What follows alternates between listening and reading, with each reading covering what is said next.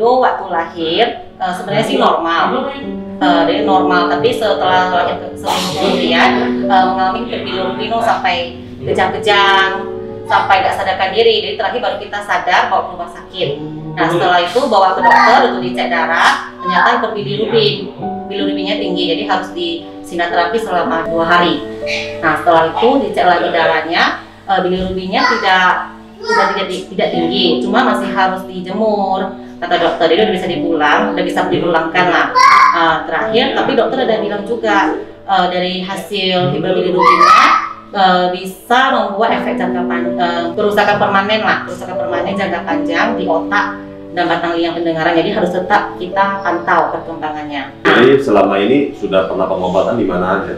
Nah waktu itu pada saat 6 bulan kan kita lihat matanya belum fokus, pendengarannya juga belum kayak ada suara nggak ada respon. Jadi selama pas 6 bulan itu kita bawa ke rumah sakit Columbia sama Profesor Abdul Rahman. Nah di sana dia suruhnya kita cek OAE, SSR, BERA, cek pendengarannya. Ternyata hasilnya gangguan pendengaran berat.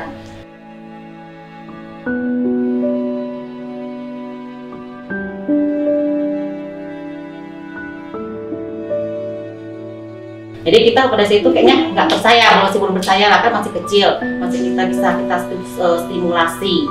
Nah setelah seiring waktu, pada saat dulu 1 tahun, kita bawa ke Pineng di rumah sakit Lobanlai. Jadi sama Profesor Dr. Lim Singkuan, dicek lagi gangguan pendengarannya. Ternyata memang hasilnya pada saat itu kan hasilnya memang gangguan pendengaran berat. Jadi disarankan harus implan koklea, tapi hasilnya adu nasib 50% keberhasilannya. Nah setelah itu kami juga implan koklea, biayanya kan ratusan juta ya.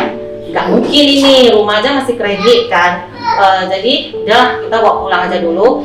Kita kayak bawa ke orang Chinese kan ada paisin lah, sembayang lah, nanya-nanya tangki gitulah kan. Ternyata sampai 3 tahun umurnya kita cek lagi kok belum ada perkembangan juga di pendengarannya, sambil diterapi juga, terapi bicara. Setelah itu kita 3 tahun kita putusnya bawa ke Singapura.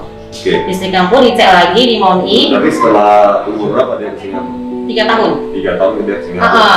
Jadi kami putuskan bawa ke Singapura, dicek lagi ternyata memang gangguan pendengaran berat. Nah dokter sarankan harus implan, tapi kalau mau ternyata di Singapura prosedurnya harus coba ABD dulu 3 bulan. Nah kita coba ABD, dites lah telinganya lagi, di dalam keadaan sadar dites. Jadi setelah itu kita kalau ABD di sana kan mahal. Jadi kita putuskan untuk pulang lagi ke Medan. Nah setelah itu baru kita putuskan pada saat dari Singapura kita putuskan galang dana. Nah galang dana itu pun karena itu dari kapan ya galang dana?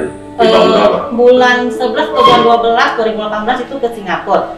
Setelah 2019. Ya mungkin awal 2019 gitu. Berarti 2-3 tahun yang lalu sudah pernah coba, tapi galang dana sendiri kayak teman-teman lah ya.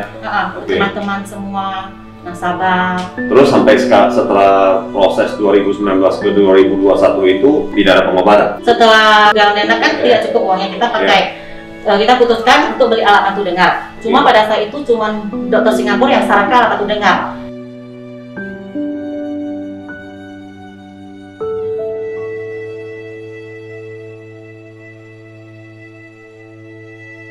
Di Medan di Pinang tidak disarankan ABD. Salah satu apanya? Iya, ini alat bantu dengar yang. Jadi pada saat itu tidak ada dokter yang menyarankan ABD, cuma Singapura yang coba dulu ABD. Jadi kita balik lagi ke sana setelah galang dana karena nggak cukup implan. Terus kita ada pinjaman dari Koperasi BCA sendiri 50 juta kan kemarin tambahannya untuk bawa lagi ke sana untuk beli alat bantu dengar. Jadi sekarang dia kondisi? Setelah itu kan terapi EVT, terapi auditori verbal terapinya lah kan, tapi tidak sampai sekarang mungkin dengan suara masih respon, tapi belum bisa bicara. Jadi ini kalau kita ngomong dia kedengaran? Dia sama suara dengar. Kata dokter sih kan kasusnya auditori neuropati, itu kelainan saraf, bukan di kokleanya. Dia masih mendengar suara, tapi suara yang didengar itu tidak bisa dimaknai oleh otak. Suara yang masuk itu dari saraf pendengaran tidak bisa terkirim ke otaknya. Makanya dia nggak bisa nangkap. Sinyalnya nggak bisa masuk ke otak. Suaranya dia dengar. Tapi dia kayaknya sekarang umur berapa nih? 6? Bulan 10 dan 6 tahun di tanggal 12. Tanggal 12. Jadi kemarin saya ada Zoom meeting juga dengan dokter dengan terapi EVT Ibu PK kan. Kata beliau sih kalau dengan kata beliau sih sebenarnya di bawah 3 tahun diimplan itu baru bagus hasilnya kalau ada hasil. Di umur di bawah 6 tahun atau 6 tahun setengah lah itu udah 30% keberhasilannya. Jadi makin besar makin susah. Udah mesti cepat ya dilakukan. Iya benar. Sebenarnya dulu juga nggak berani ambil risiko operasi kan. Tapi terakhir lah ya dari pesan dari dokternya kan udah harus cepat Iya. ya. Makin tunda udah makin. Salah satu habilitasi harus implan koklea. Cuma hasilnya tidak bisa diprediksi.